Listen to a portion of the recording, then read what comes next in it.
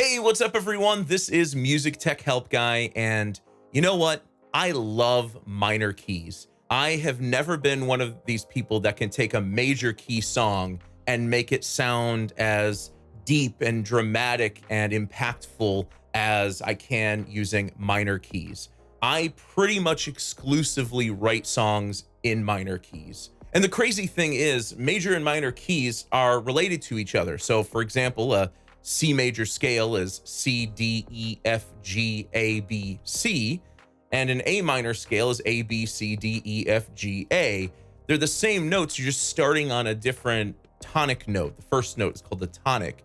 This is a concept called relative keys. So you could say that A minor is the relative minor key of C major, or you could say that C major is the relative major of A minor, because they share the same 7 notes, but start on 2 different tonics.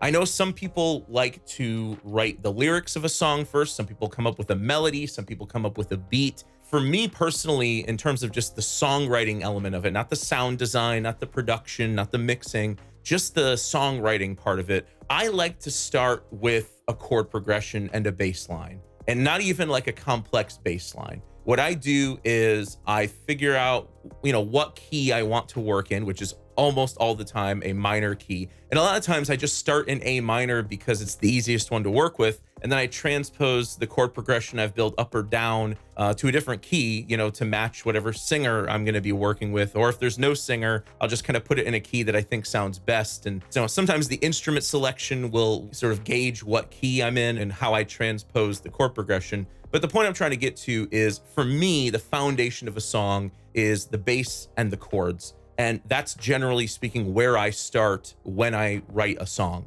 So in this video, I want to show you a trick that I use to sort of flesh out a song, starting just with root notes of a bass line, building basic chords. Then we can add some extended harmonies onto that to juice it up a bit. And I'll also talk about transitioning to different sections of the song, because one of the things I love about minor keys is the impact and emotion you get by changing up the chord progression so that it doesn't start on the tonic chord, the first chord.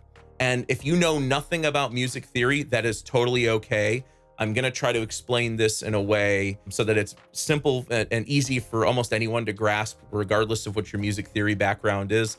If you know how to operate and navigate your way around a piano roll editor, you'll be just fine for this video. And I'll show you a few tricks I use to just kind of make different sections pop, because if every single section of a song, the verse, the pre-chorus, the chorus, the bridge, if all of it has the same chord progression, the same bass line, your song is going to get really boring really quick. Okay, so before we hop into the tutorial, I want to quickly tell you about the sponsor of today's video, Boombox.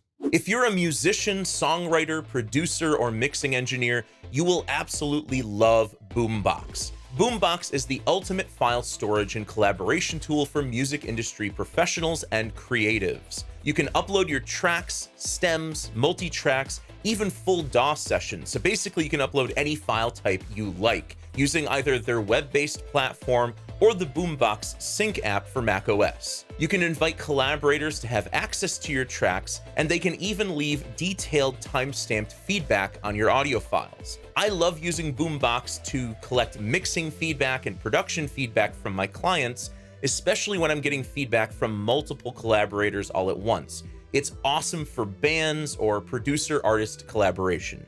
If you want to check out Boombox for yourself, head over to boombox.io today and get 4 gigabytes of free storage. Okay, so as I said before, I am not going to really hit too hard on the music theory side of this. I will show you, there will be some music theory peppered into this, but as long as you're competent in the piano roll editor, in Logic Pro, or in really any DAW, you can do this. So I'm just going to start with the classic electric piano here. This is not about sound design. It's very tempting to start reaching for different instruments and getting cool sounds from the get-go. What we're really doing here is building out the song and creating sort of a framework for the song.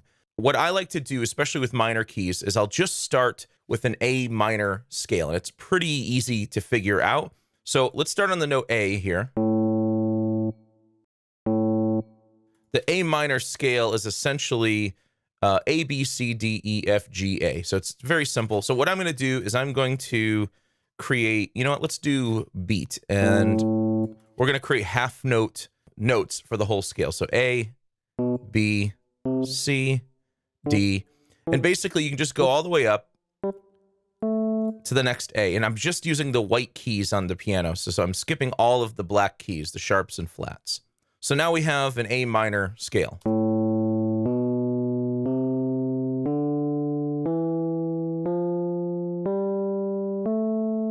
Now, there are actually different forms of the minor scale. There's a harmonic minor scale. There's a melodic minor scale. For this video, we're just sticking with what's called natural minor. So this is an A natural minor scale. Okay, so now that we have our A minor scale, let's talk about how to form chords. So sometimes I'll use the term scale degree. So like the first note A would be the first scale degree, or the tonic. The second note would be the second scale degree, third, fourth, fifth, sixth, seventh, all the way up. And then you get to the tonic again because the A is a repeated note, just up an octave. So there are 7 notes in any major or minor scale. And the way this works is the scale degrees, the notes in the scale, can represent the bottom note or the root of 7 distinct chords. So in any major or minor key, there are 7 distinct chords that you can use. Now, there are altered chords. There are chords that are outside of the key, and that's totally fine. But for this, I'm going to essentially just stay right within the A minor scale, the key of A minor.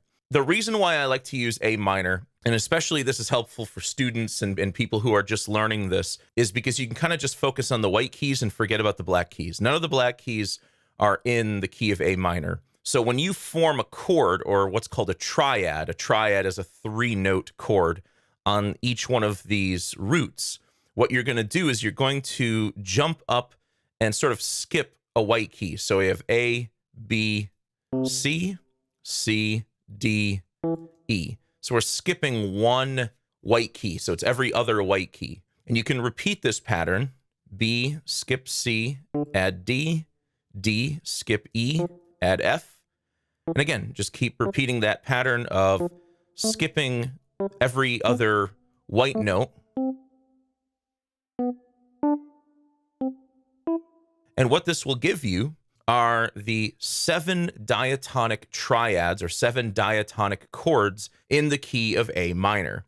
So what does diatonic mean? Diatonic is a fancy word that means that all of the notes fit within the key. They fit within the scale. Every single one of these notes is a note that's in the A minor scale. So if I look at these notes, these are all Gs, these are all Fs, these are all Es, and this goes all the way across. It does jump up into some higher octaves, but every single note here is within the A minor scale, so it's diatonic. Now, here's what I really like to do. I like to cut these up into individual little clips or regions. And there's a cool trick you can do here. If you use the scissors tool and then hold Option, this will just sort of quickly chop up all of those into these 2-beat regions. So let's give these a listen as is.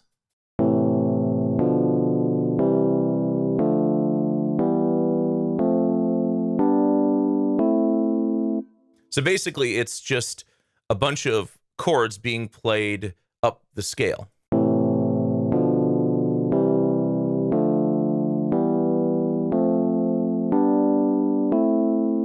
And the octave doesn't matter. So if I take these and press Shift Option up, I can transpose all of them up an octave.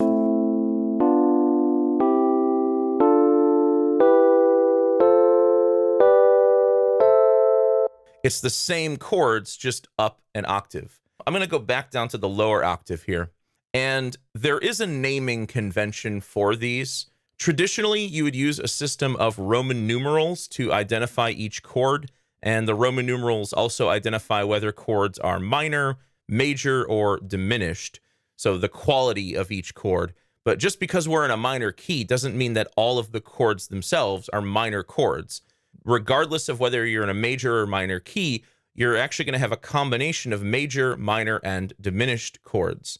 So you can use the text tool to label each region with Roman numerals if you're already familiar with that system. But honestly, if you're a beginner, it's probably easier to just label these 1 through 7. Now, in minor keys, the 1, 4, and 5 chords are going to be minor chords, and the 3, 6, and 7 chords are going to be major, and the 2 is going to be a diminished chord.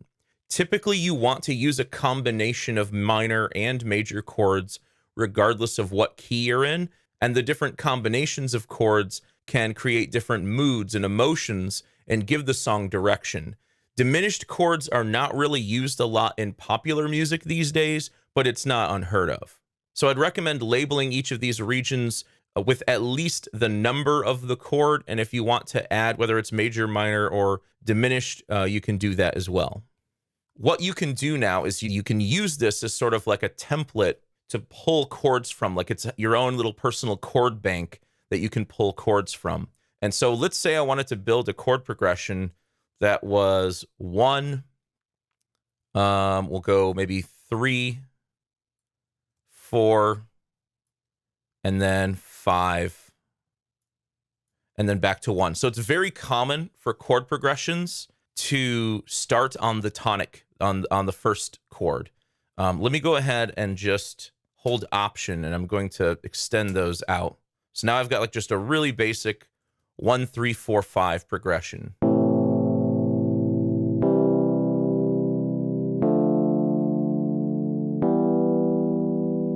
Let's make that one chord go up an octave. So I'll hold Shift and Option and press up.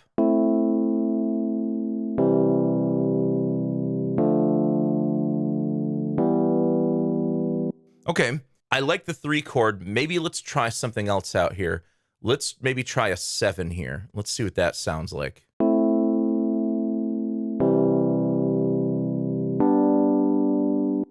Maybe let's pull the 7 over here and let's try a 6 instead.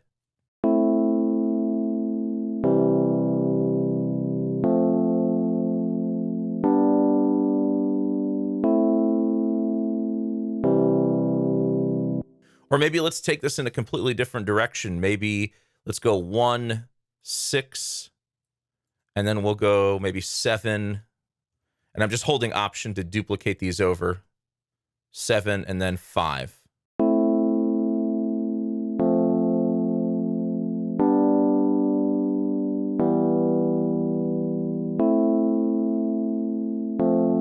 Okay, I like that. So let's say this is like our first verse or something. What I can do is just Command R this to repeat it. And maybe the second time through this chord progression, I want to swap out the 6 chord for something else. Let's try the 3 chord. And this is what I love about this technique is even if you know almost nothing about music theory, you can start building your own chord progressions. You don't have to rely on MIDI chord packs or anything like that. It's really just the ability to navigate your way around a piano roll editor.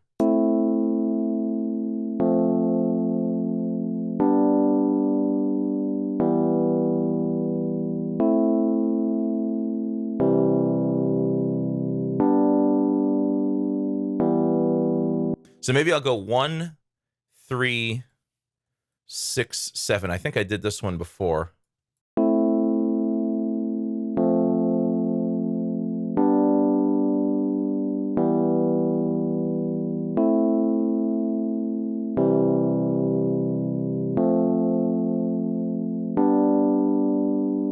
So let's say I want to repeat that once. Maybe this will be my verse. So let me just pull up my markers here and let's create a new marker. We'll call this verse. And let's say we want to move into like a pre-chorus section. So let's create another marker over here and I'll call this pre-chorus. So the pre-chorus is usually like a short section, maybe 4 or 8 bars that's right before the chorus. And it's often used to sort of build intensity into the chorus. And so what I like to do in the pre-chorus in minor keys is move to a different chord progression where I'm not starting on the 1 chord. You can move to the 3. The 6 is a good one as well. Let's go ahead and do that. Let's move to the 6 chord. And what I love about starting on the 6 chord is it's a major chord. Maybe let's go to 7. I like to use like a combination of steps and leaps. So like a step would be like going from 6 to 7. A leap would be going from like 7 to 5 or 7 to 2 or to 3 or something like that. So I kind of like to use a combination of chords that are close to each other and others that are far apart. Let's go to maybe 5. Do I have a 5? Here's a 5. Let's pull that over. And then maybe let's resolve this back to 1.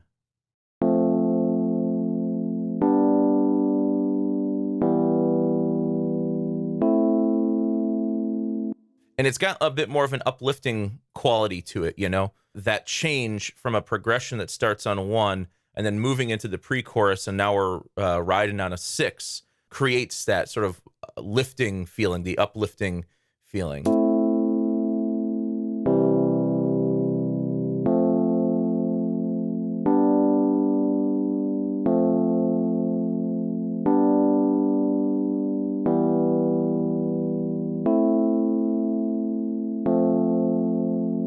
And what you may choose to do here is, instead of using all whole notes, maybe you throw some half notes in here. So maybe I want to go 1, 7, 6. I can do something like that.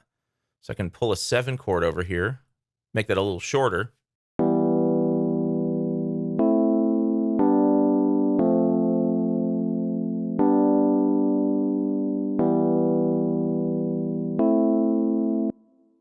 And now if I'm going to go back into a chorus here, I kind of want to build up and sort of create some tension here.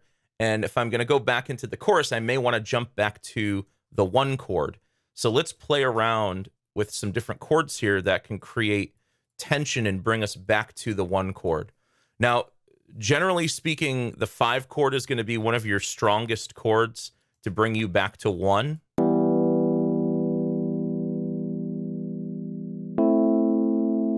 And there's another type of 5 chord called a dominant 5 chord that I will explain in a different video. I find in minor keys that actually the 7 chord has a lot of pull as well. So, you know, you may try to alter the chord progression a bit here. Let's throw a 3 in here. Let's see what that sounds like. So 6, 7, 5, 1, 7, 6, 3, 5, 7, 1. And that's where the chorus starts.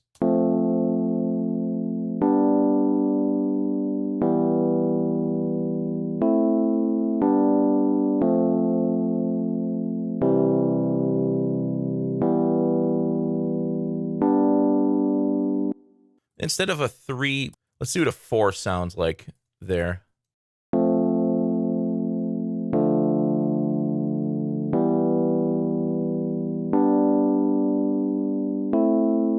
Cool. So 29, we'll say this is going to be our chorus. And I want to go back to the verse pre-chorus here too, because it's kind of repetitive. I go 1, 3, 6, 7, which worked over here, but then I go back to 6, 7. So it's a little maybe repetitive there. So instead of using 6 here, I think I'm going to try a 3 and then maybe a 5. Let's see what that sounds like.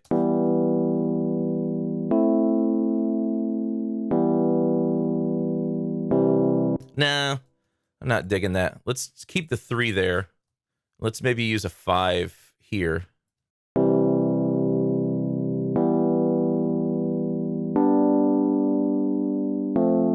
Yeah, there we go.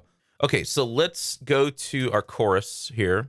And again, I'm not really thinking too much about instrumentation yet. I mean, you can, obviously. You know, I'm really just focusing mainly on building chord progressions that sound nice. And then what we can do is we can flesh them out and add instruments and add some extended harmonies and, you know, juice them up a bit later.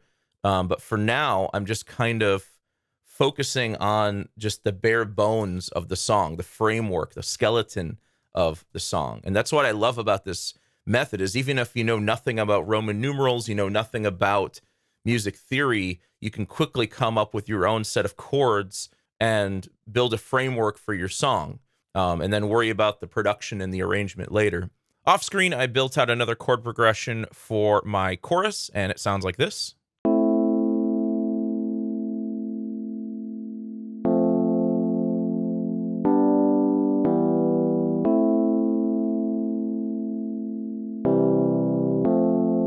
Let's bring that up an octave too.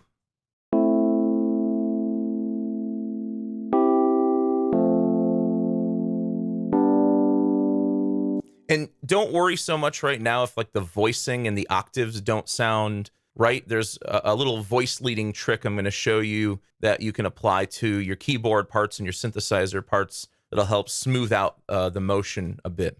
At this point, you could copy and paste this whole thing over. What I like to do at this point is I like to start focusing in on building a bass line for this before I start copying things over. And I also like to sort of think about each of these as a different chord progression, a different section. So I'm going to drag over these and hit J to just join them all together. There we go. And there we go. Now, for the bass line, what I like to do is just start off with long tones, and then we can do some more interesting things later. So I'm going to create a new track, and I'll just throw like a finger-style bass on here for now. And what you can do is you can duplicate these chords down, go into these regions, and you can delete all of the notes that are not the bottom notes. And so what you're doing at this point is just leaving just the root notes for each one of these. So I could do that, that, that. And, it's most common, if you're playing an A minor chord, the tonic chord, that the bass will also play a low A. It's typically the bass is going to play the root of each chord. So the bottom note's the root, the middle note is called the third, and the top note is called the fifth. So by going through and getting rid of all your thirds and fifths, you're just leaving that root note for the bass. Especially with like beginners and students I've had in the past, they struggle with this concept because the bass really only plays one note at a time, whereas other instruments can play multiple notes at a time, synth pads, keyboards, things like that. Typically, your bass is not going to be in the same octave, the same range as your chords.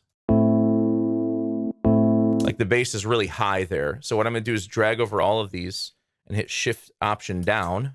And now we're in a lower octave.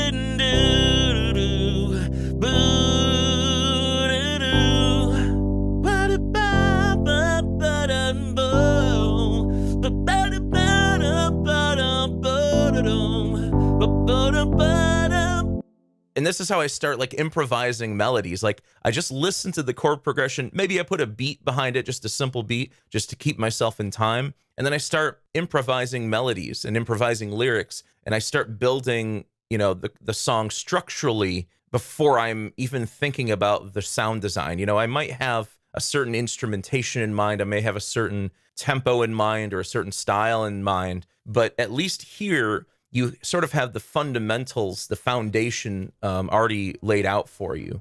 And I'll be completely straight with you. This is not a technique I came up with by myself. I actually learned this from Phil Collins from a documentary about Genesis in the 80s. So Phil would just come up with an idea, like an instrumental idea, sort of a harmonic sketch or a synthesizer sketch, and sort of improvise over it with nonsense lyrics, or in my case, I just choose to use a few vowel and consonant sounds to work with. And then once the melody gets more set in stone, I'll make a demo recording of that vocal and start writing lyrics to match the melody. Okay, so I think I've reached a good stopping point with this video. In part 2, we're going to talk about fleshing out our musical idea even more, developing our musical sketch with extended harmonies, seventh chords, and I'll also talk about creating smooth voice leading for the chords so that the chords don't sound so jarring with all of them in root position. I hope you guys enjoyed this video. If you did, please leave it a thumbs up and subscribe to the channel to see more content like this. As always, thank you so much for the support and thanks for watching. I cannot thank you guys enough for being so patient with me. I recently moved to a new house.